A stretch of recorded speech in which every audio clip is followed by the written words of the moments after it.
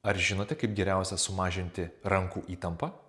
Tai netempimo pratimai. Pavaizdavau schematiškai kaulą, įvairius raumenis ir kraujagyslės. Ir jeigu mes tempsime visus tos audinius, dažniausiai įsitemps viena ar kelios gijos, dažnai paviršinių audinių, paviršinių raumenų, o gilieji raumenys, kraujagyslės ir fascijos ir kiti audiniai nebus paliesti.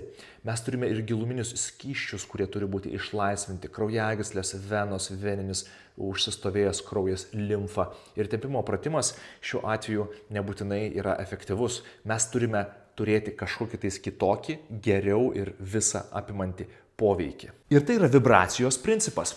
Aš pradedu krūtinti ir vibruoti savo audinius. Giluminiai raumenys, limfa, fascijos, kraujagyslės ir skysčiai, viskas išjuda aplink kaulą.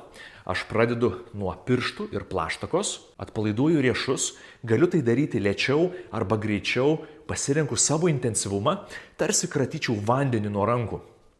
Atpalaiduoju dilbį, atpalaiduoju rankas, galiu tai daryti po vieną.